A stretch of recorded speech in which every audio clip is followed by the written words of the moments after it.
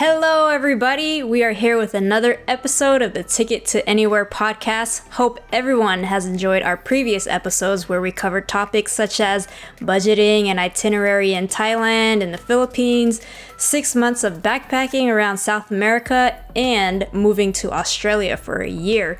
We are your hosts. I'm Trizzy. And I'm Leah, LA in Flight on all your social media networks. And don't forget, we are a visual podcast, so check us out on our YouTube channel, Ticket number 2 Anywhere Podcast, and hit that subscribe to follow our newly uploaded episodes. And if you prefer to listen to us on the go, like on your walks or working out, cooking, or cleaning, we are streaming on Spotify, Apple, Google, Anchor, Stitcher, and Pocket Casts. Yes, and we have a really special guest today with us. This is on a topic that is near and dear to our hearts, especially in this day and age. We have Cristina Robinson, who is the curator of Plastic Me Not. Plastic Me Not, the website, on Instagram, wherever you can find her on social media. And a little bit about Christina. We all went to California State University, Long Beach State, represent, but we did not know each other. So now here we are, 10 years later for Trizzy and I meeting. So she graduated from Long Beach State with both types of research, field experience. She worked as a field technician for environmental consulting company that focused on many marine projects. And in 2018 started working as a tide pool educator for Laguna Ocean Foundation, which sounds so incredibly cool. She's also a volunteer for NOAA with their Protected Resources Division in Long Beach, so doing a lot of important work in Long Beach. What a great university to go to be near the ocean and to help take care of it. Among all these various jobs, Christina saw a huge amount of plastic pollution everywhere, especially Long Beach being a port city. I'm sure, that was pretty massive as well. She decided to create the website and social media Plastic Me Not in order to provide resources to the public for plastic alternatives, zero waste options, and education to fight plastic pollution, which feels like we've gone 10 steps backwards with COVID. But Christina, why don't you tell us a little bit about Plastic Me Not? Okay, thank you. Thank you so much for having me, both of you, and for that wonderful introduction. Thanks for being on with us.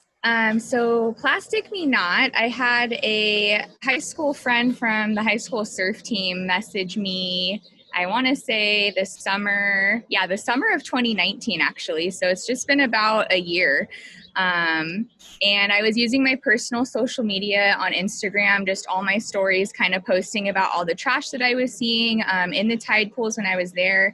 I'm an education coordinator for Orange County Coastkeeper. And so typically when we're not in the pandemic, we're taking a lot of our students out in the field. We're taking them to the wetlands, to the tide pools, sanitation districts, their local creeks, doing different things and getting them involved with their local natural environment. And we would just, so much trash everywhere. We would also do beach cleanups at Coastkeeper. So I really started to just see so much trash, learn so much stuff that I hadn't. Like, I was also going on these field trips too, to the Orange County Sanitation District, the Orange County Water District, and was really learning about, our indoor water use, where it goes, our outdoor water use, what is able to be cleaned before it gets released to the ocean, what isn't cleaned at all, different innovations that are existing and that are coming up. And, so I was just really passionate about all of it and wanted to share information with people. So I really found that easy on like Instagram stories, just, as we went on the field trip, whatever this tour guide's saying about how our water's being treated, I would just kind of share stuff. And he was just like, we should make a website. All of this stuff kind of needs to be together. And I had thought the same thing. I had a couple other people from high school who I hadn't talked to in years be like, oh, hey, this is really interesting. Or I didn't know that. Or thanks for sharing this. And I wanted to be able to have a place where everything lived for information, because the stories are only 24 hours at the time. My personal Instagram's private. I didn't want to make it public. I didn't know. I just felt really weird. I was like, I don't know what to do. I don't know how to educate people and, share all this information. So when he said that, I was kind of like, oh, okay, that'll be it. That'll be how people can access all this information. Especially when it comes to really good, actual sustainable products and things that are legitimate versus there's a lot of greenwashing today. a lot of companies just trying to jump on that bandwagon of being eco-friendly, but they're not really. So I just wanted a place where people could easily access that information and kind of have something like a guide. So when he said that, I was like, okay. I didn't want to actually do social media. I was like, oh, it's too much. But I realized like I definitely need to, and then it'll be even better, a better tool to educate people. So I did. And yeah, the good kind of influence. Mm-hmm. Yeah, The content that you're putting out. Yep. Yeah. I'm sure you guys have felt social media fatigue here and there, probably more in 2020 than past years. But yeah, it's nice to be able to have a space to do that. So that's so I'm wonderful. Happy he pushed me into that direction. I probably would have never thought to do it on my own. Yeah. So, I mean, sometimes you need that little push. That's how Trizzy was with me in the podcast, actually. Yeah. She's like, do you want to create one? I was like, oh my God, yes. So I totally what you mean by the little push. What I love about you, and when I was talking to Trizzy about bringing you on, and, we have a mutual friend, Kevin, who thought that you would just be a great voice to have on the podcast, is that you studied it, you researched it, you went out and worked for various organizations, and this is like your life studies. Whereas, to be honest, so many people who are really into like being eco-friendly and sustainable, they're influencers. They're doing it because brands are paying them. Yeah. And you are so important to have on here because you are like a scientist, you're a researcher, you're so much more than doing it for the clout. Like, you were even hesitant to step in social media. So you're coming from a very different, very educated perspective. So now, I mean, we are a travel podcast, so we'd love to know how you travel sustainably and eco-friendly and what best practices you have when you're abroad or away or on a trip. Okay, so I hope that some of this stuff doesn't get repetitive, but it might. But it's just because it's just what I found to be like the most helpful. So I think for anytime we're traveling, and even when it comes to just being at home, at work, what you're going to the park, whatever you're doing, like reusables are the best thing. So like reusable water bottle for your coffee, for your tea, your own utensil or like to-go-ware. So I have my own set too. Nice. Another little stasher for like straws and chopsticks.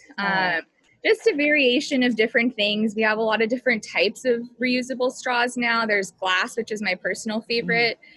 This is from a company called Simply Straw. They're actually local in Costa Mesa, California. And it's all like handcrafted, hand-blown glass that they make per order. So I really like that. And then you have, this is like my boba straw, has like a bigger diameter.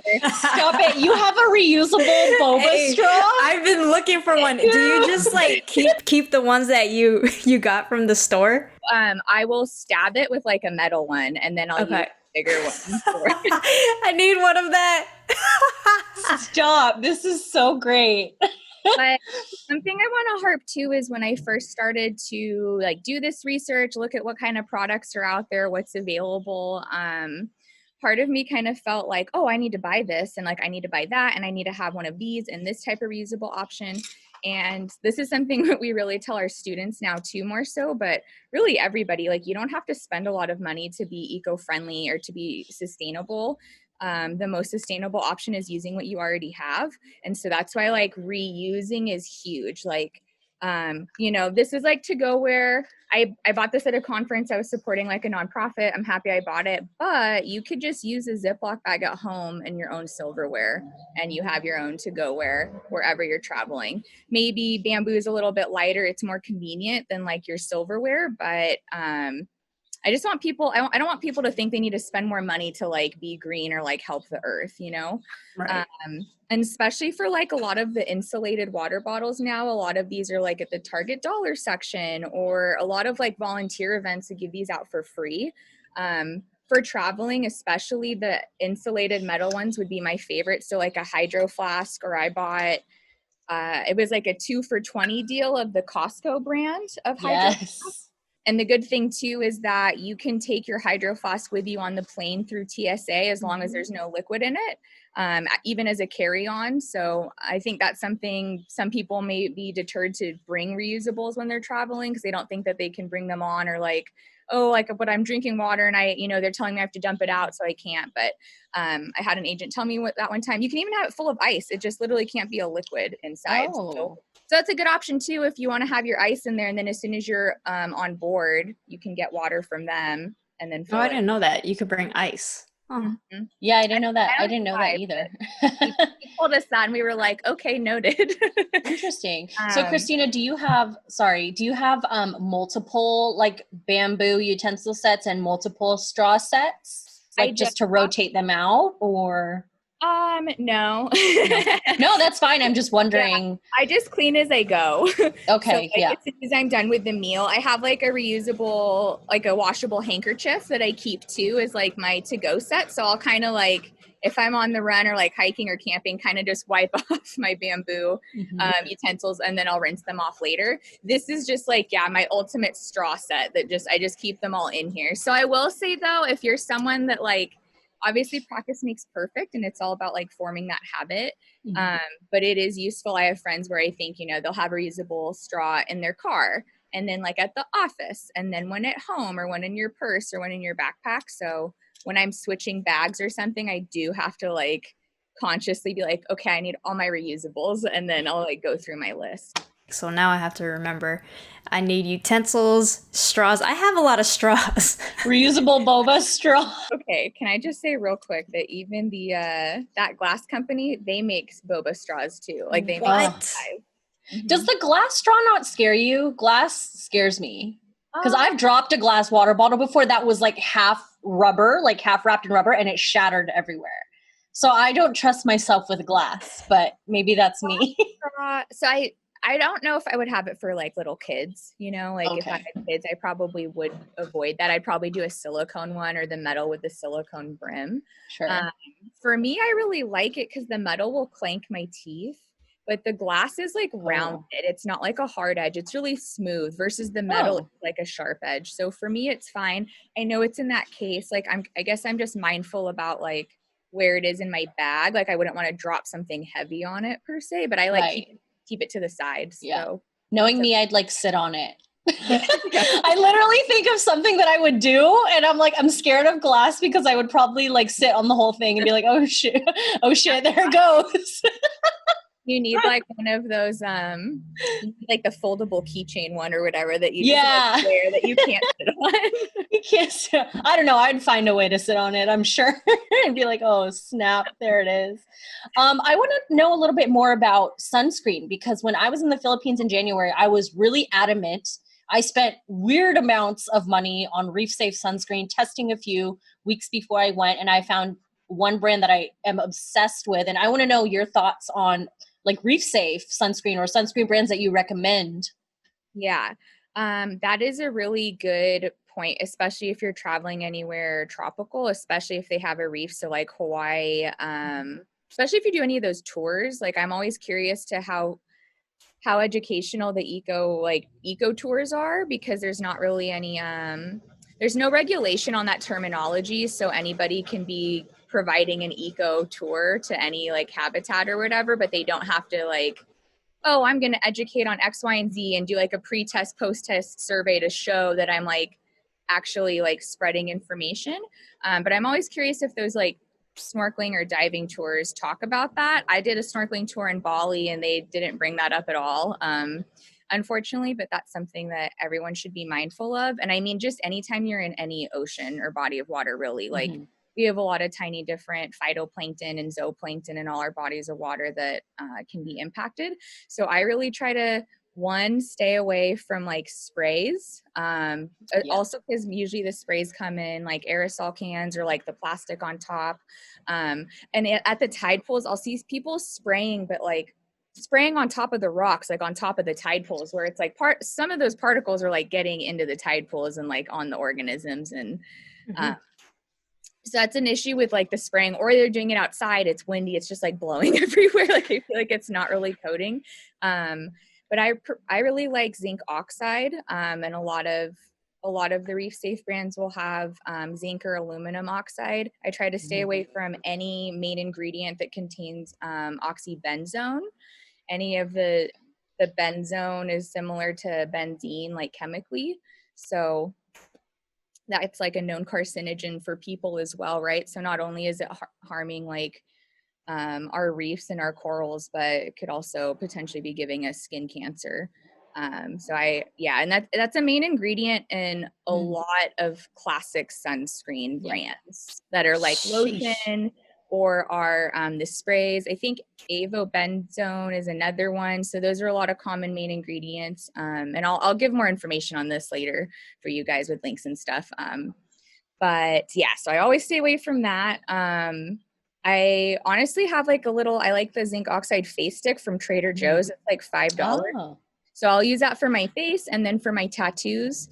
And then I cover mine up too. I slather mine in sunscreen too. I'm really good about that. It's so good. I know sometimes I forget and then I'm always like, oh no.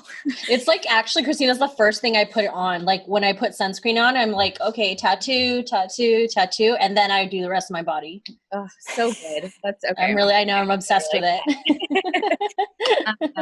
I know there's like SandCloud has like their own sunscreen that's reef safe. And it's also like in a plastic free, like metal tin container. One of my friends, I think the brand she really likes is like the Raw Element one.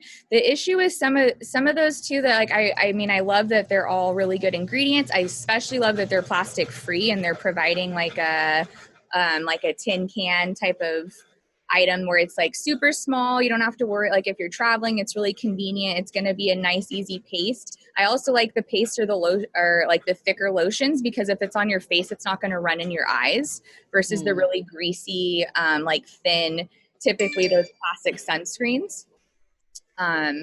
Those ones kind of seem to always like run in your eyes as soon as you like get in the water. But some of the reef safe ones that are plastic free that are like really great ingredients can just be kind of pricey.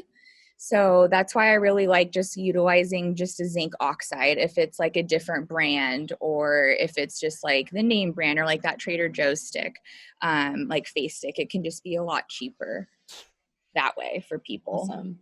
Yeah. Target's up and up recently changed their sunblock to reef safe or reef friendly, but kind of like what you mentioned earlier about greenwashing, how just corporations are just hopping because of the trend.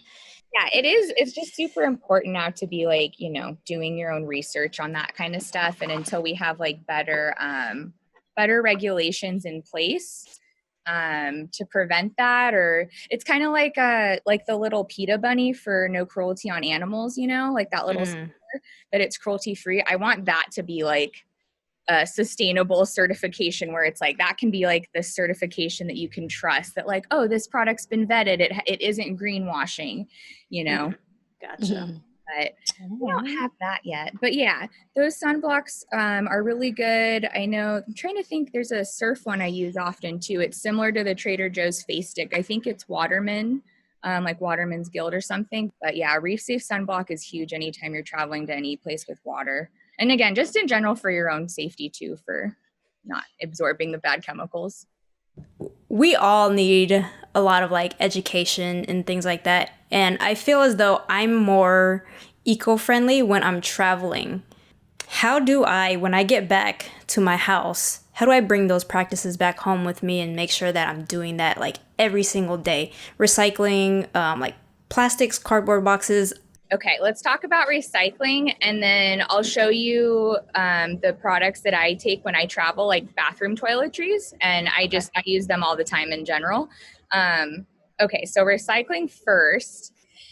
Recycling is unfortunately something else that isn't regulated very well in this country, and so we don't have a standardization. And so because of that, it's different everywhere. Not every city or state, not every city and every state recycles. Oh, sorry, this is my dog. So unfortunately, even in California, not every city in California even recycles. And we're supposed to kind of be, leading the way for that.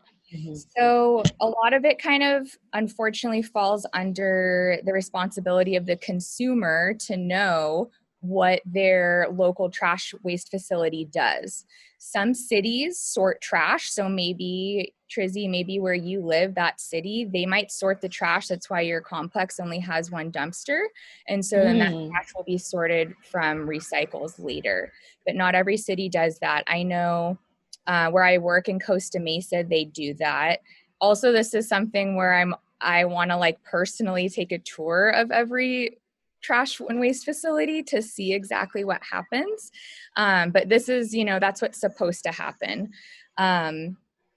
Orange County has a really good website, OC Waste and Recycling, where you can look up your city and then they give you who your waste facility is and the phone number and the contact. So you can call and ask, do you sort my recycles from my trash? And what types of plastic do you recycle? What, like up to what numbers, right? Because all of our plastics have those tiny little triangles with a number, and basically each number correlates to the type of plastic it is. So what, our different plastics are composed of different types of chemicals. And so based on that, some of them float, some of them sink, some of them can do both. It just kind of depends. And based on that, some of them are more easily recyclable than others. And we also have industries that pay that money to buy that used plastic to recycle it, where some of those numbers do not. I just saw an article the other day. I didn't read all of it, but it was saying that there is a market for numbers 1, 3, and 5, or 1, 2, and 5, but like 3, 4, 6, and 7, like nobody's recycling those. So recycling is helpful. It's one of our 3 R's. We always want to do it when we can, but the plastic recycling is definitely not the solution to plastic pollution. So that's why I really urge people with like reducing the amount of plastic you're consuming when it comes to buying things like in your home, and then reusing as much as possible and then recycling. If you can buy the plastic alternative option instead of plastic, I highly recommend that. So a good option is like when it comes to cans or glass, especially for beverages, right? Like sodas, things like that, you can usually always find like a can option and or like a glass option. Those things are way more easily recyclable. When it comes to things like aluminum cans, they can get recycled within 45 to 60 days and become a brand new can, versus our plastic, like a plastic water bottle is never going to be recycled into a brand new plastic water bottle. It's going to have to get melted down. They're going to have to add brand new plastic to the system. And then that's kind of going to become like a filler or insulation. So it's all, which when we're doing that, it increases the demand for new plastic, which doesn't help us at all when it comes to plastic pollution. So another thing, if you have to buy plastic, a lot of medicine, right? Like ibuprofen or vitamins, like you kind of only have the plastic option. So when it comes to that, I just always look for that little recycle number and try to buy the lowest number. Typically for most of our recycling centers, the lower the number, the more recyclable, the more likely it is to be recycled, versus the higher the number, the less likely. Especially when it comes to like single-use plastics, like our utensils and straws, those are typically always like a plastic number 7. So it's just like this hodgepodge of plastic chemicals. So like none of that gets recycled. Very little. Jeez. Well, water bottle companies don't sell water; they sell plastic bottles. Yep. Yeah. So sad. They mark it up like 400% too. So. Oh my, 400%. Well, I can see that happening. Yeah. 400%. It costs like 5 cents to make. And then they'll, even if selling it by $2. Oh yeah. Or like $4. Or if you're at Disneyland, $7 for a water bottle. Or if you're in Vegas, $12 for a Fiji bottle at Excess Pool Party. Why not? Recycling's tough. Oh, and another thing, sorry, I can just go on and on about recycling. Please do. When it comes to things like cardboard, you want to make sure it's clean. So things like pizza boxes, if they're all greasy, that is automatically now not recyclable. You just throw it in the trash. Throw it in the trash. Oh, okay. Also, what I think, so like when in doubt, do not put it in the recycle. If you are in doubt, put it in the trash can, or better yet, call your local recycling facility and ask them to confirm and know what to do.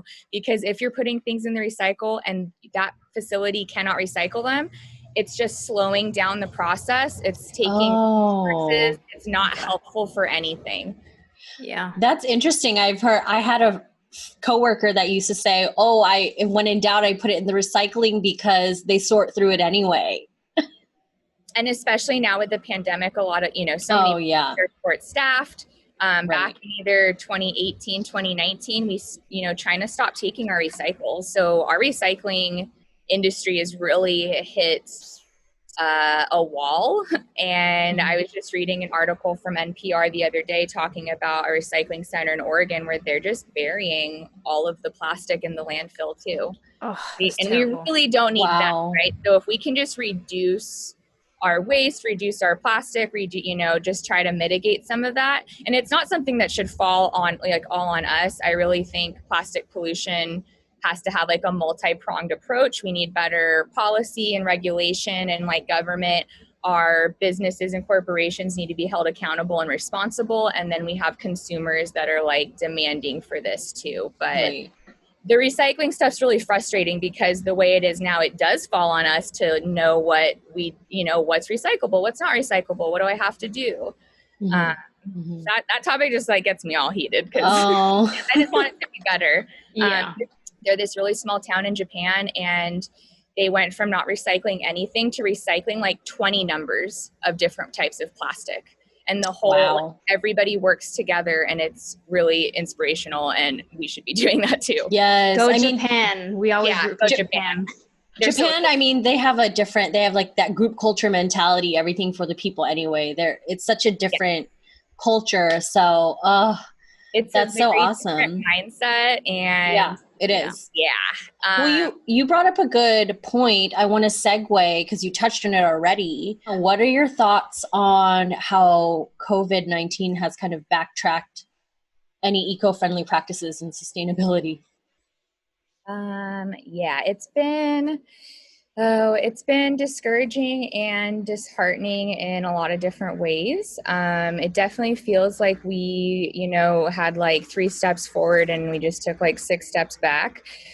The first thing I think was when a lot of stores weren't allowing reusable bags for grocery stores. That hurt me because I'm a huge reusable bag user.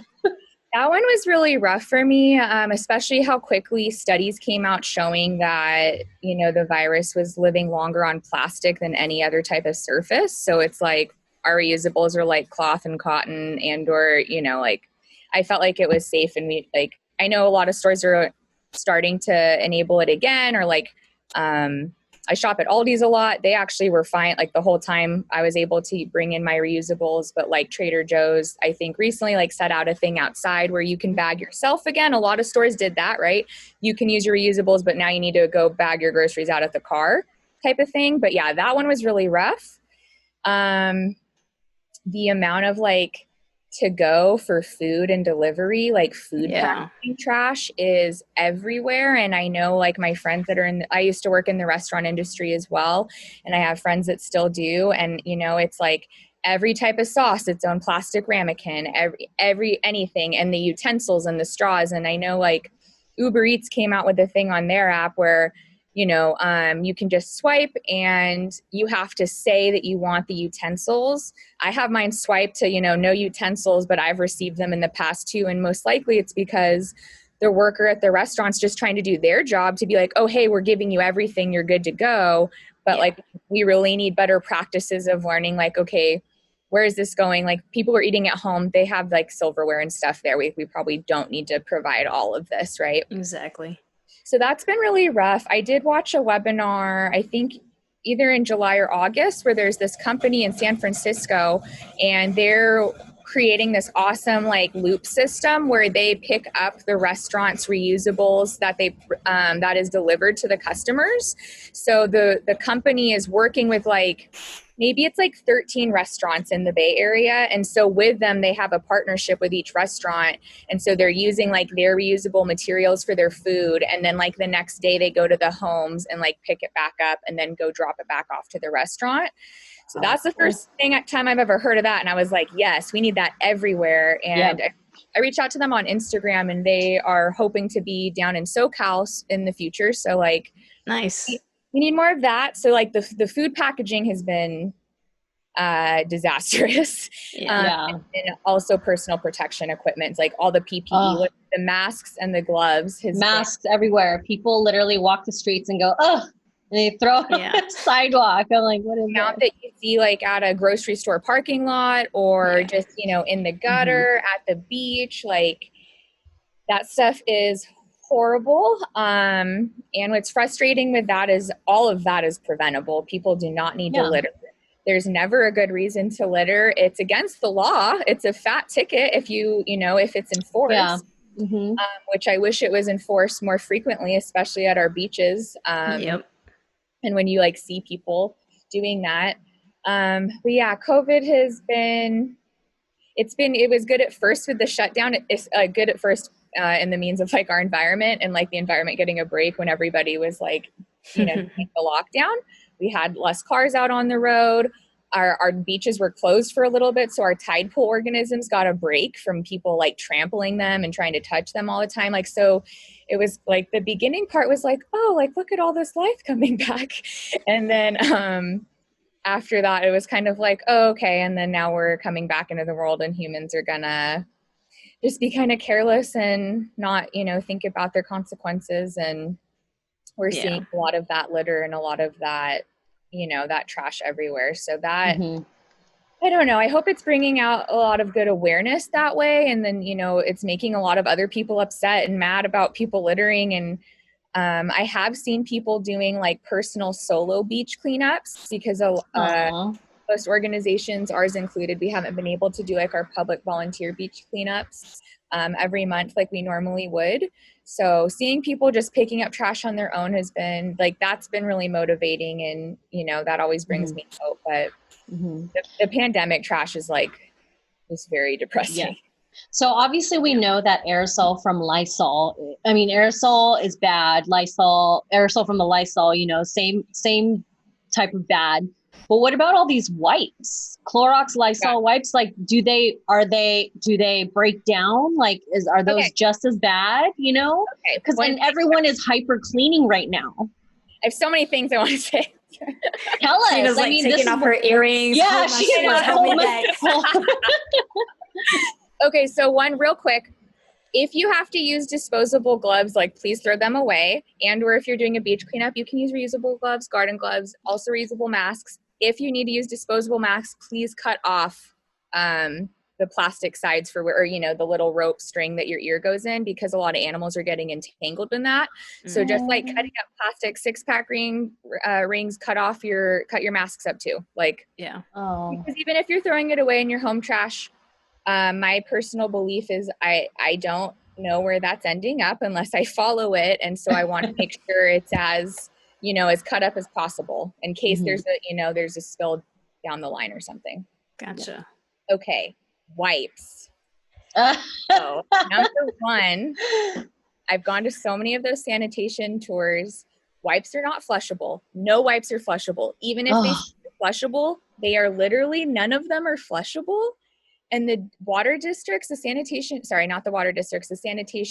wastewater treatment districts, those places have tried to talk to companies that say flushable wipes like on their packaging. And like, I don't know the litigation side of it, but to me it's so infuriating because what does that cause? Huge clogs for everybody. Right. Your city. Yes. You're wasting money and time and resources when it is number one, preventable. You just put it in the trash can. It doesn't need to go down only the 3 P's down the drain. Like that's it. Wait, what's the other P? Paper, pee poop, toilet paper. So the wipes kill me. And I have been seeing so many of those everywhere, especially just like you said, people are over cleaning. And then I feel like if people are going out for like a picnic or like having lunch somewhere, they're using those too. So like I'm seeing them in the sand used up and like at the beach. Yeah. And I'm just like, I have a trash grabber, so I'll grab it. But it's like, I would not want to pick that up with my hand. Right. No, of course not. So let me ask a question then. What is better? If you had to choose, it's kind of like better. What's the lesser of two evils, right? Taking a pump spray Lysol and cleaning a table with it and using a paper towel to clean it off, or taking a Lysol wipe and cleaning it off. Oh, I would 100%, in my opinion, I would say using a spray and using a paper towel. Okay. That you're then going to throw This is great. This is literally, I always think about this. I'm like, what is better? Ideally, if you could, let's say you're in your home too. Like, I know it's like going to be different to where you are, but like, I recently cut up an old towel, and then those are kind of taking place of paper towels. So we still have towels in case there's like, dog issues that really need to be cleaned up and we don't want to use the towels, but it's like they're cut up little napkins and I'm washing them in the laundry. And so ideally I would use that as your cleaning rag and then spraying if that's like your home or something. But if you're traveling, or, out, I would use the paper towels because all of those wipes are coming in plastic containers. And the paper towel is at least, if you can at least buy it in bulk, and then it's just one loose thing of plastic. Oh, that's sorry, I meant to say this earlier with recycling, but real quick, rinse out whatever you need to recycle. If it's like a mayonnaise jar, your hummus container, whatever it is, it needs to be clean first and then dried. Okay. And then dried. And then dried. So what happens if they receive wet recyclable products? So depending on... Is it unrecyclable at that point, or? I don't know if it's the object that becomes unrecyclable or it's more that you're, again, decreasing efficiency, the water, having issues with other things. And a big problem is like this, like a lot of the plastic Ziploc bags aren't recyclable. There are separate programs that I have found where you can like mail in those things and they will recycle them later, especially like thin plastic film and stuff like that, like plastic wrappers and things like that. But like the thin plastic grocery bags that we used to have a lot of before the thicker ones, those get wet. They just like get caught in the recycling belt, like in the loop in the system. And then it's like this whole thing, they have to unclog it. So no wet stuff either. Gotcha. But so I would use your paper towel over Lysol. I actually a friend sent me a list. I try to get the pump spray, not like the aerosol. Oh, good. Yeah. Good. Yay. That is, and that's better too. Like little steps, little victories. He just sent me a list of 25 sustainable things. And one thing that was on there that I had never even heard of was like this container of dehydrated compostable towels. So they're, like when you're a little kid, maybe I had like little washcloths that they would like Disney store, and then you would get it wet and it would expand and it would be like a whole washcloth. Oh yeah. Oh yeah. Kind of like the dinosaurs. We did it for like washcloths. Right. So this company has made this, but for towels, and they're all dehydrated. So they're the size of like a quarter tablet or something. And then you can get it wet and you could use it probably, a few times, not just once. Yeah. They're like hypoallergenic, but it's basically if you need like a shower to go and you can't. So if you're camping or traveling or something, and so it comes with however many in a set, and then they're supposedly compostable. I haven't looked more into everything to see what certifications they have on that. But I was like, that's a great option. Like that would be amazing if we were doing something like that too. Yeah. Those wipes, those single-use wipes those are going to take a long time to decompose, if ever. Oh my goodness. You'll be proud of me because I had this old spray that I used up all my bug repellent, like the off spray. And then I just poured like alcohol rub or something and then mixed it, and then I just use that as my sanitizing, and I wipe it down with the towel. Yes. That is amazing. That's great. That is so good. That's like what I just want everyone to do every day a little bit of, right? Like, oh, here's a thing, I have to throw it away. Oh, but could I reuse it first? Like maybe. right? Like you can get creative with it. That's incredible. Yeah. Please do an episode about insect spray and bites and stuff, because I also Oh man, I am the queen of we're that. all about it. I got my bug bracelets and everything. I'm getting bitten right now. I literally have like 4 mosquito bites on my leg. Also, I need to learn about bracelets, because I heard that and I was like, what are these like? They're like that's where Trizzy's power comes from. Yeah, you should look at like a lot of my travel photos. I have them like wrist, ankle. I'm like ready to go. Okay, I'm gonna look at that. I think you know what's funny, Christina? You'd be proud. Okay, so my roommate, my past roommate, her and I tried to be as like sustainable as we could be. So when we take a piece of paper towel, we need to wipe like a little spill off. If not every inch of that paper towel is used, we kind of fold it up in a little neat square and keep it on the counter until it's completely like unusable. Does that make sense? Like, we'll use it multiple times a day. Exactly. Yep. Yeah, exactly. Because I'm like, if you're wiping up a tiny little like tiny little spill, but there's so much of the paper towel that still you can use, why throw it out? I did that today with lunch. I was like, oh, this is fine. And then I folded and was like, I'll use this to wipe up like that's literally what I do. And I'm like, does anyone else do this? So when I found out this random girl that had moved in, she does it too. I'm like, yes, I'm not the only one. No, when I went up to Seattle to visit my family, my sister and my mom, both, what they do is that they'll use a paper towel and then they'll wipe their mouth, right? But if it still looks clean, they'll kind of just like stash it under the sink and use it in the future to just wipe things down with it.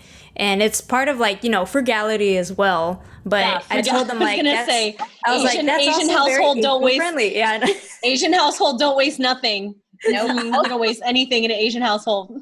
It's like another great reason to be like more eco-friendly, more sustainable, less plastic is you're gonna save a lot of money. A lot of that stuff. Like I've literally seen people rip a paper towel and like wipe up a tiny little drop of soy sauce on the counter and then toss the thing. And I'm like, my heart, I'm like, I know. Such a waste. So wasteful. You can take it out, take it back out. I know, I could. Except I'm kind of germophobic sometimes. So I'm like, Depends what it is. Okay, sorry. This is something too that I was just reusing from the other weekend that I wanted to reuse for traveling. So it was like this little tiny. Is that pressed? Is that pressed juicy? Is that the gummy bear? What is this? Elderberry. Is that the shot? A wellness shot? Yeah. Nice. So I went after working at the tide pools one day. I got like a juice, and then they're like, "Oh, it comes with a free shot." It was like my first time ever going, and I was like, "Okay, great." And then I was like, "This is such a good size. Like this is it's a good like vitamin. Is it less than 3 ounces? Oh yeah, for TSA, travel. Yeah, it's 2 ounces, girl, and you can put vitamins in it. You could. Yes. It's so good. And so I have this, right? I'm thinking either I'll use vitamins, or I have the next one I'm going to show you. I have a facial toner in it, but I was also thinking about putting hydrogen peroxide in here and then darkening it with like a Sharpie. And it would be for like, for our dogs, for like a doggy first aid. In case they eat something bad or something, like, and you need that. Where's my other one? And then this was from one of my friends gets HelloFresh all the time. And so she'll have extras and give them to me to not waste food. And so this was from one of their little HelloFresh meal kits, but it's like a tiny like little glass bottle. So now this has like a facial toner. Oh, how cute. Wait, that's also cute. Like those shot bottles. Yeah, I know. Also, like those, you can reuse those. you're like get a Casamigos small bottle and like facial toner.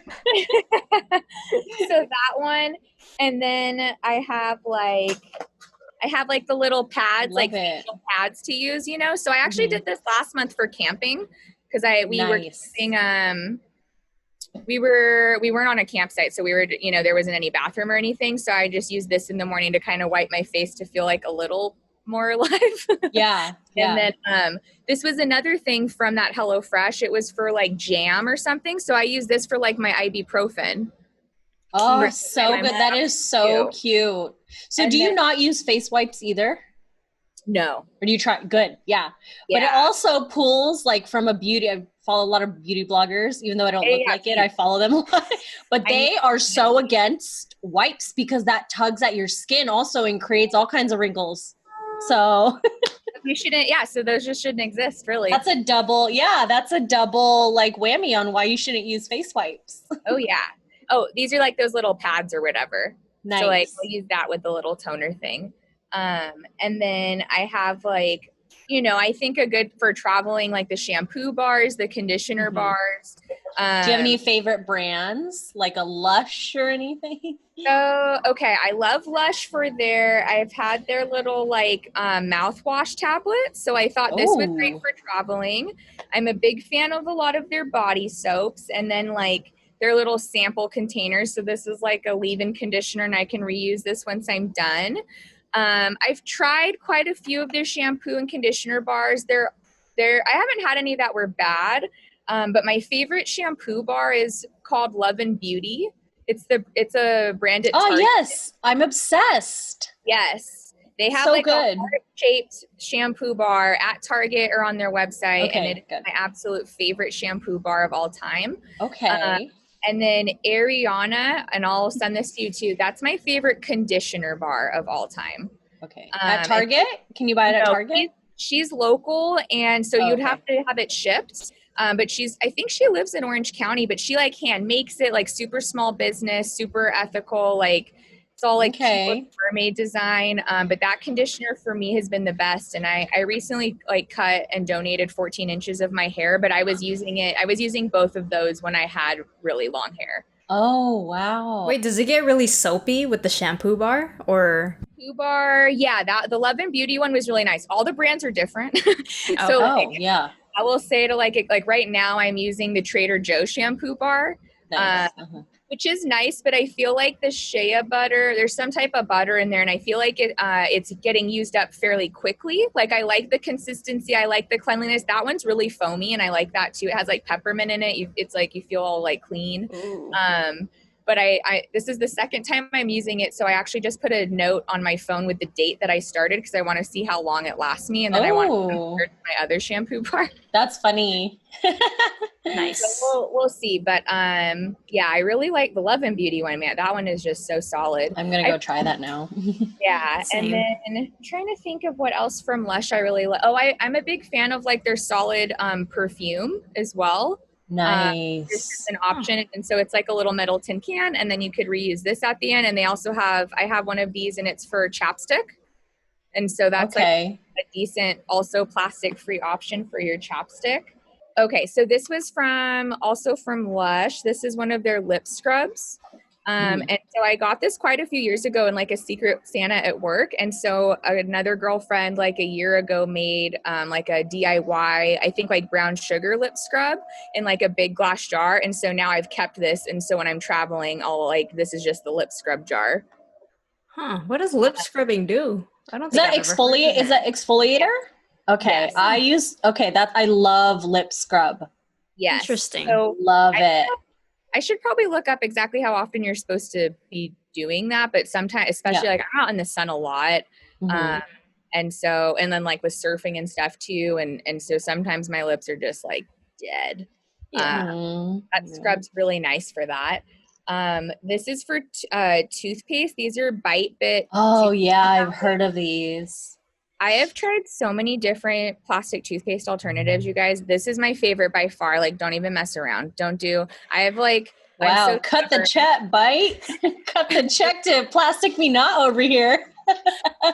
I'm so stubborn and cheap that like I used up everything I bought of other brands, but I'm like I'm just like, oh, this is the worst.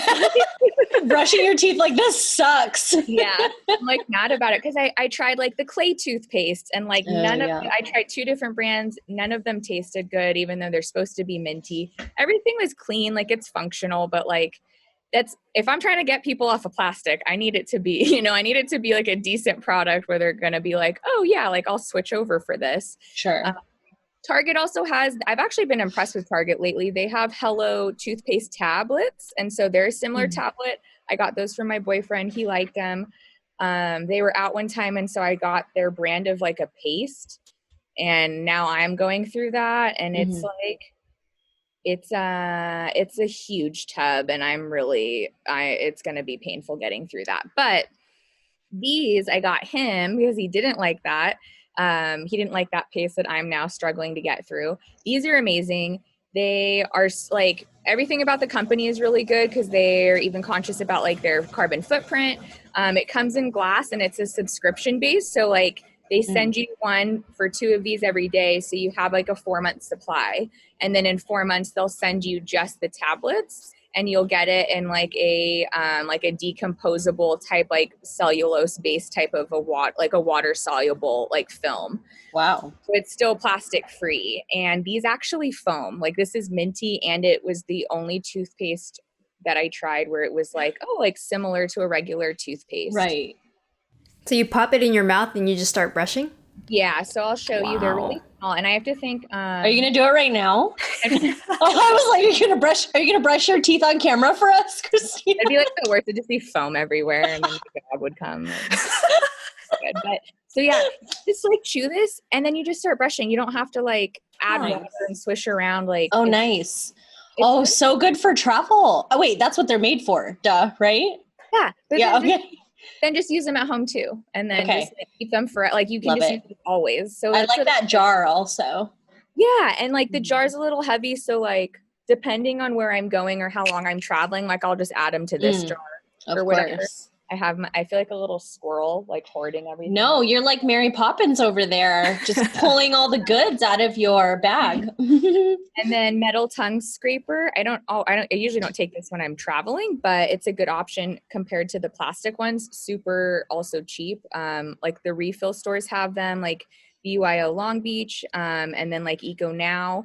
And I'll send you those two. Those are in Orange County and then like Long Beach. And then bamboo toothbrush. And I actually got a child size one for traveling. So it would take that is funny.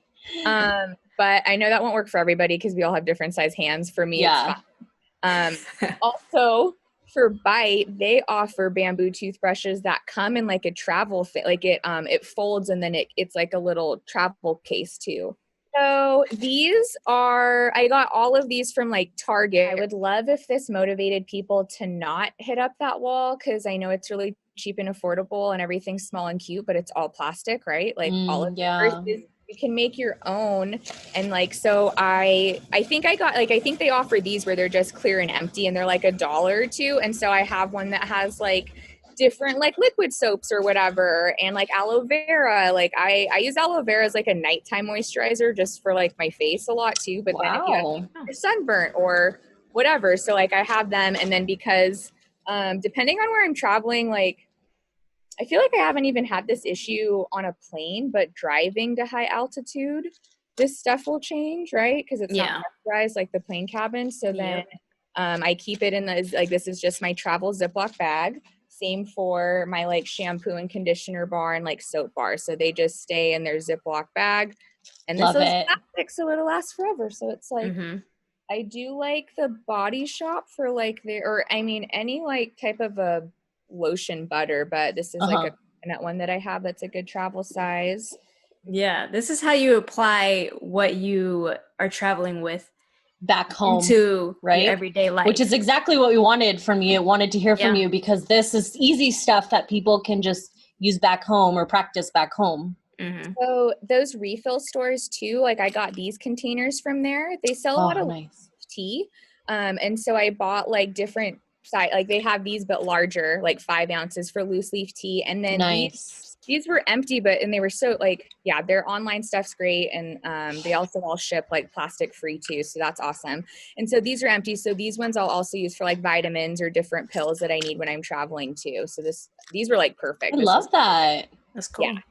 And then this I just got. This is probably more for if you're traveling like third world country or developing country and you're concerned about the water and or anytime you're camping or if you're backpacking, like I highly recommend getting this. One of my friends was supposed to do the PCT this year, but then the pandemic. So she told me about this when we were camping and I was like, this is the best thing ever. And everyone should have this like in their, disaster kit, right? In case anything happens to the water. We always need to have water. Yeah. So, this is the Sawyer Squeeze. Okay. So instead of like the Life straw. Yeah, I was going to say some version of the Life straw, right? It's like exactly like that. But so basically, and this is the mini Sawyer squeeze. Sorry, there's like a couple different options. But so this Sawyer squeeze is the mini version. And you can like take this to the water source and like literally drink straight from it. Crazy. You have an option where you can hook it up and then squeeze this into another water bottle, or they give like the set kind of gives you one. So this is a tiny one, like folded up. And or like in my world, I would use this and then refill like my hydro flask if we were camping. And then they also give you like a straw. I bought the little kit separately that I can then clip to my backpack. And then I also bought like another one of these where it's like a foldable bottle with a lid, but to hold like 2 gallons in case you're like leaving your water source and you need to take like fresh water with you. But this is good for over 100,000 gallons. Oh my goodness. And it's filtering out 99.999% of everything of a bacteria, virus, protozoa, including microplastics, right? Because we should be concerned about drinking that. So yeah, highly recommend this. I cannot wait to use this. I'm so excited. Right. So this one, I wish I had this like when I went to Bali. I wish I had this when I went down to Baja. Like, yeah, super excited I have it now. And also I recommend loose leaf tea for people if you're a tea drinker, because most of our tea bags are lined with plastic. And so with every mug, you're getting like billions of nanoplastics. Yeah. Trizzy's a big tea drinker, but you use loose leaf. I have loose leaf. Yeah. I have those nice flower ones too. Yeah. Okay. Brands that are legitimately using just organic cotton and paper bags, and so those brands will not leach out microplastics, but very few, like the majority of the tea bags will have that issue. Noted. Cool. All right, Christina, we are approaching the end here. So Trizzy, do you want to introduce our T2A Q2A, the ticket to anywhere quick to answer segment? So we are just going to spit out like rapid fire. Yeah, rapid fire. Into it. Okay. What's your next trip? You guys really motivated me to go to Thailand, but why is that, Christina? How did we motivate you to? It sounds super affordable, and it sounds like there's so many fun things that I can do, like really good food that I want to eat all of. And I'm a little bit, I know I'm going to get eaten alive by insects, but that's fine. And yeah, it sounds great. That's so exciting. Yes, that's one of our episodes. So we're so grateful that you were able to listen and watch that. All right. My actual next trip will probably be like camping. Love it. Do you know where? No, that's a good question. I'd like to go back up to Yosemite. I haven't been there in like over 10 years. So maybe. Wow. I was just there beginning of this month. Before the fires? Before the fires, yeah. All right. Next question. Do you have any rituals or routines when you get to a new place? This, I guess like unpacking a little bit, like my toiletries and stuff. I'm like very type A, organized, like crazy person. So. Oh, you like to see everything out. Is that what it is? I can imagine you being like. I'm like a little squirrel, you guys. And I just like keep all my things. And then I'm like, okay. It's so cute when people are like that, because I'm so not like that. Yeah. Yeah, I think that'd probably be my first thing. I go to the Eastern Sierras a lot, and so I'm kind of thinking about what I do there, and that would be like my little tool. Okay, cool. Why do you travel? I travel. I think traveling is something that's so important for everybody to gain new experiences, but also to learn about themselves. I've done a couple solo traveling trips, and I learned so much, like not only just with the experience of like where I was in the culture, but about myself. And it really helped me like gain self-confidence in a lot of ways. And I think that's really important for everybody, but also like young women. So I really do recommend traveling alone, like as long as it's safe and smart, like have a plan and stuff. But it really helped me in a lot of ways. But then traveling also, it's so fun to like learn about new cultures and then try new foods and like just experience different things, and all the different sites that I've seen too at different places. Like things can be really heavy, especially like right now. There's a lot of bad news, but I've seen a lot of sights in the world where I'm just like, wow, this is like so beautiful and breathtaking. And I think I can only get like that rejuvenation from traveling. Yes. Oh, Love I love that. that answer. And then love that. I have one quick question. If you could give one eco-friendly travel tip, what would it be? Like just one sentence. There's so many. Okay. Oh man, it's so hard. Okay. The first one that comes to mind then. Okay. The first one that came to mind was water bottles. You don't need Love that. So now that the Sawyer squeeze exists, you don't need the plastic water bottles. And especially in like our country, especially here in California, I know not all the tap water is safe in our country, but like in California, especially in SoCal, we got pretty good water. So you don't need to waste your money on plastic water bottles. Awesome. Love that. Or every day.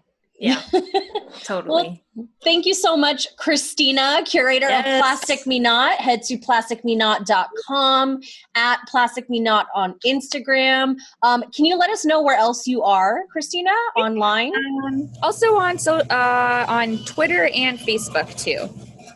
And that's at Plastic Me Not, right? Yes. Yeah, at Plastic Me Not for everything. And plasticmenot@gmail.com if you have questions or would like to reach out that way too. And I do want to say thank you a lot for inviting us or allowing us to crash your beach cleanup this past Saturday. It was such an amazing environment, atmosphere to be around people sharing the same passion as you and learning from you guys as well. And we hope to do it in our neighborhood sometime soon, and we will let you know. It was so inspiring. What a great way to kick off the weekend and your Saturday morning by, cleaning up a beautiful beach. So yeah.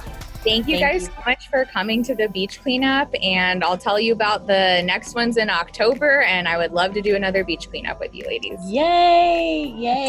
Definitely. Thank you, everyone.